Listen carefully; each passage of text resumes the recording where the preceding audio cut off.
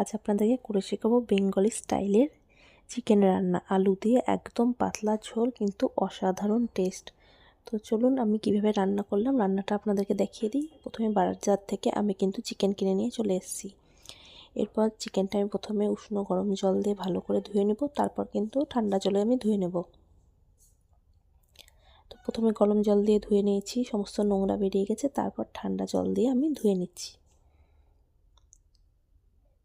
এরপরে চিকেনটা ধোয়া কমপ্লিট, আর আমি আলুটাকে কিন্তু এখানে বেশ মোটা মোটা ডুমডুম সাইজ করে কেটে নিয়েছি। এই যে আলুর সাইজ রাখতে হবে এই রকম।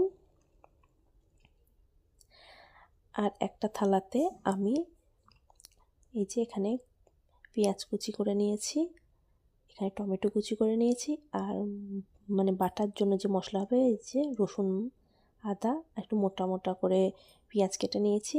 আর সাথে আমি কিন্তু এটা পুরোটাই লাল লঙ্কা দিয়ে, কাঁচা লঙ্কা যেগুলো লাল হয়ে যায় সেই লঙ্কা লাগবে এই রান্নাটা করতে। তো আমি কিন্তু এখানে কোনো লঙ্কার গুঁড়ো ব্যবহার করব না, আমি কালার আনার জন্য কাশ্মীরি লঙ্কার গুঁড়ো দেব।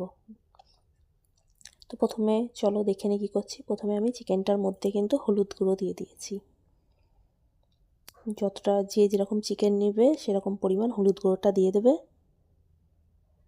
এরপর দিয়ে দিলাম আমি স্বাদ মতো জিরের গুঁড়ো। তারপর দিচ্ছি ধনে গুঁড়ো। এরপর দিচ্ছি, আগেই বলেছি আমি কিন্তু কাশ্মীরি লঙ্কার গুঁড়ো এখানে কালারের জন্য ইউজ করব, আমি কিন্তু কোনো ঝাল লঙ্কার গুঁড়ো ইউজ করব না।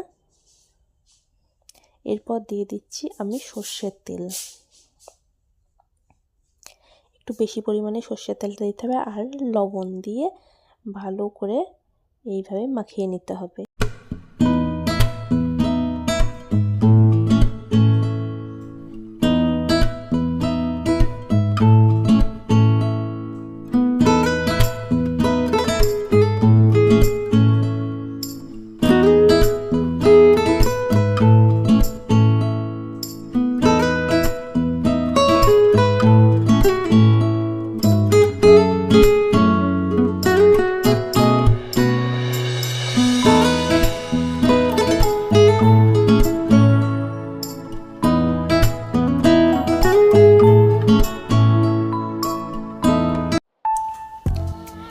এরপর আমি কড়াইটা গরম হতে দিয়ে দিয়েছি। তো কড়াইটা গরম হয়ে গেছে, এবার আমি কড়াইয়ের মধ্যে দিয়ে দিলাম সর্ষের তেল। এবার সর্ষের তেলটা গরম হয়ে গেছে, এর মধ্যে আমি একে একে কেটে রাখা যে ডুমডুম সাইডের যে আলুগুলো সেগুলো কিন্তু আমি দিয়ে দেব। দিয়ে আলুগুলো আমি হালকা ভেজে নেব।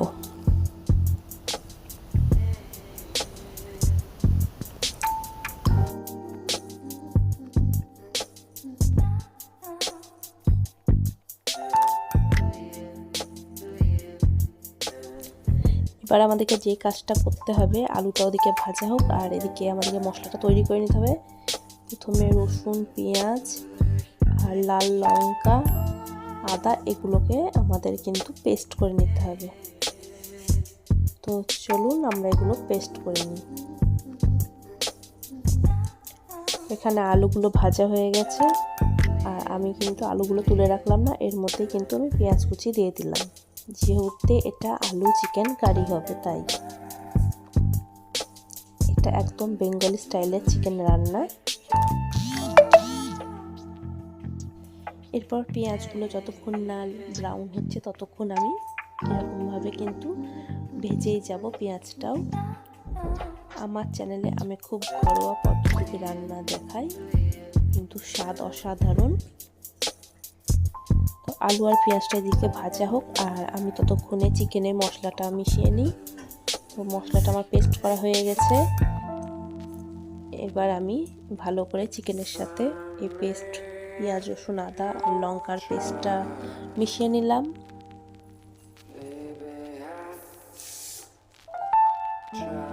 আমার ভিডিওটা যদি ভালো লেগে থাকে আমার চ্যানেলটা অবশ্যই কিন্তু আপনারা সাবস্ক্রাইব করতে ভুলবেন না, তাহলে আমি আরও নতুন নতুন রান্না করার উৎসাহ পাবো।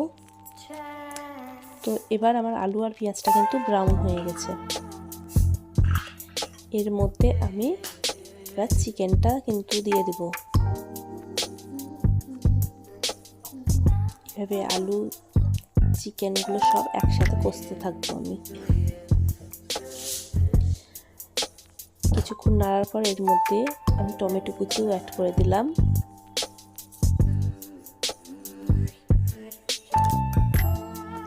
কালারটা খুব সুন্দর এসছে, দেখতেই পাচ্ছেন আপনারা।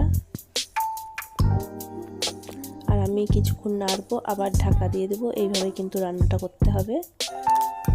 খেয়াল রাখতে হবে নিচে যাতে না লেগে যায়, একবার করে ঢাকনা তুলে কিন্তু নেড়ে দিতে হবে। তো আমার চিকেনটা থেকে কিন্তু তেল ছেড়ে গেছে, আপনারা দেখতেই পাচ্ছেন। এবার আমি এতে জল অ্যাড করে দেব। তো আমি জল অ্যাড করে দিয়েছি, চিকেনটা ফুটছে। আর এই অবস্থায় আমি চিকেনটা কিছুক্ষণ ঢেকে দেব। তো চিকেনটা সিদ্ধ হয়ে এসছে, আমি এই ফুটছে এখনই একটু গরম মশলার গুঁড়ো আমি এতে অ্যাড করে দেব। ব্যাস, আমার রান্না কিন্তু কমপ্লিট। চেহারাটা দেখে আশা করি যে চিকেনটা কত সুন্দর হয়েছে আপনারা বুঝতেই পাচ্ছেন। তো আমার রান্না একদম কমপ্লিট। এবার কিন্তু গরম গরম ভাতের সাথে আপনারা সার্ভ করুন। তো আমার ভিডিওটা ভালো লাগলে আমার চ্যানেলটা আপনারা সাবস্ক্রাইব করবেন, আমার পাশে থাকবেন। তো আবার দেখা হচ্ছে একটা নেক্সট কোনো ভিডিওতে। ততক্ষণ আপনারা ভালো থাকবেন আর এই রেসিপিটা ট্রাই করবেন অবশ্যই।